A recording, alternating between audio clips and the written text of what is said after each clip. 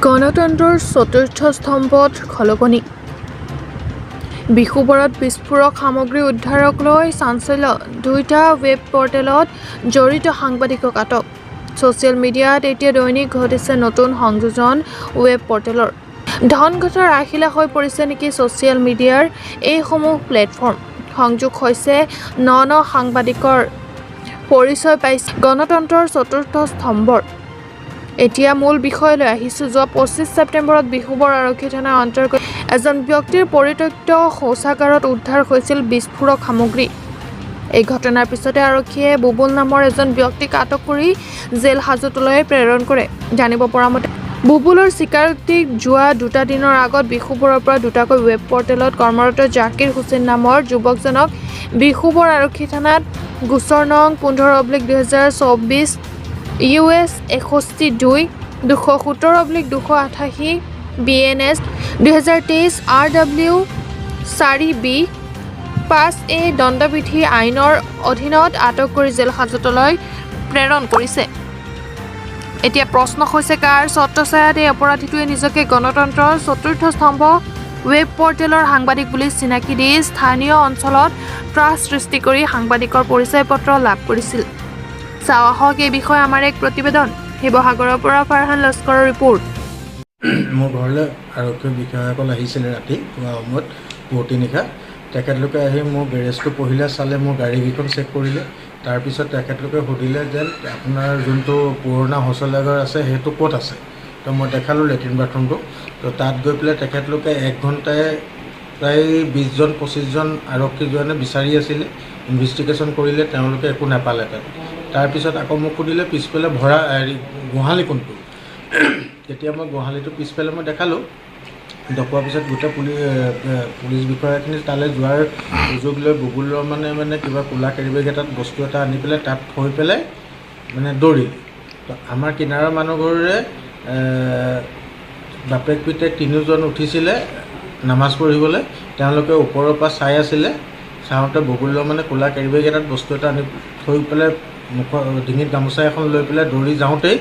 আমাৰ ইহঁতি প্ৰত্যক্ষ কৰে তো লগালগ আহি পেলাই যেতিয়া বস্তুটো পায় আমাৰ পুলিচসকলে যোনটো বস্তু পায় সেই বস্তুটো উদ্ধাৰ কৰাৰ পিছতে তো আমাক ঘৰৰ ওচৰৰ মানুহ চব গোট খালে তেখেতলোকে সুধিলে তেখেতলোকে ক'লে যেন এই বস্তুটো এতিয়া বুবুলৰ মানে থৈ গৈছে আমি নিজ চকুৰে দেখিছোঁ ব্লু কালাৰ গেঞ্জি এটা আৰু লুঙি এখন পিন্ধি আছিলে তো তেখেতক তেতিয়া আমাৰ শিৱসাগৰ ক্ৰাইম ছাৰে ক'লে যেন তেখেতক মাতিব লাগে তো তেখেতক মাতিলে তেওঁ হয় ব্লু কালাৰ গেঞ্জি এটা লুঙি এখন পিন্ধি আছিলে তাৰপিছত ততাতৰীয়াকৈ আমাক দুইজনকে লৈ গ'ল SP ছাৰৰ অফিচত আমাক সোধপোছ কৰিলে আৰু তাৰপিছত বিহুবৰলৈ আনিলে গোটেই বস্তুটো ওলাই পৰিলে যেন বুবুল ৰহমান আৰু তেওঁৰ লগত আৰু 2-3জন মানুহো আছে আৰু আৰক্ষী কাম আৰক্ষীয়ে কৰি আছে তেখেতলোকে খুব খৰখেদা কৰি পেলাই কামখিনি কৰিছে তো গতিকে অসম আৰক্ষীক মই বহুত ধন্যবাদ মোৰ প্ৰাণটো বাচিলে লগতে মোৰ সপৰিয়ালৰ প্ৰাণ বাচিলে নহ'লে সিদিনাখন তেখেতলোকে মোক এটা ষড়যন্ত্ৰমূলক হেৰি কৰি লগত জাকিৰো আছে জাকিৰ বোলা এজন আছে পৰ্টেল চেনেলৰ ৰিপৰ্টাৰ হয় তো তেওঁক যোৱাকালি আটক কৰিছে আৰু মই আশাবাদী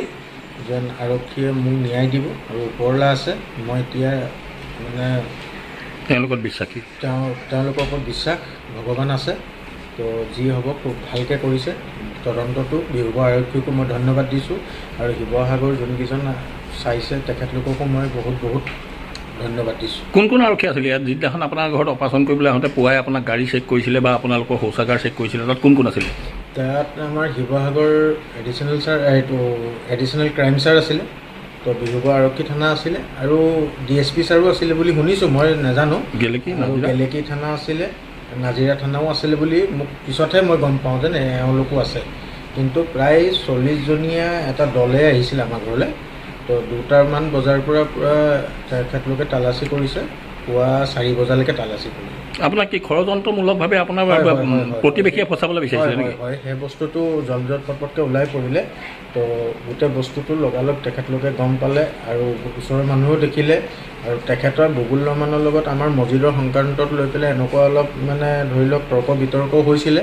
আৰু তেওঁ মানে এনেকুৱা কামত লিপ্ত, এনেকুৱা দৃষ্টি হেৰি কৰাত তেওঁ লিপ্ত আছে, আৰু তেখেতৰ ওপৰত আমি এডিচনেল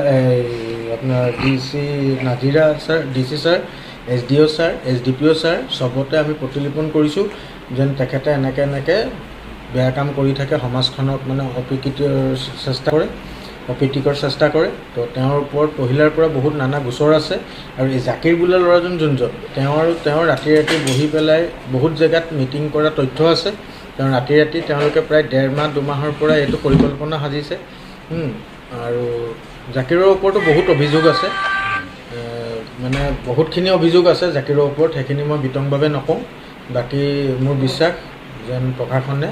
আইনে গোটেই কথাখিনি ভালকৈ ভাবি চিন্তি চালি জাৰি কামখিনি কৰিব বুলি তেখেতলোকৰ ওপৰত মোৰ বিশ্বাস। আৰু বিহুবৰ আৰু শিৱসাগৰ উচ্চ পদস্থ বিষয়াসকলক মই মানে বহুত বেছি মই ধন্যবাদ যেন তেওঁলোকে মোক ন্যায় দিলে।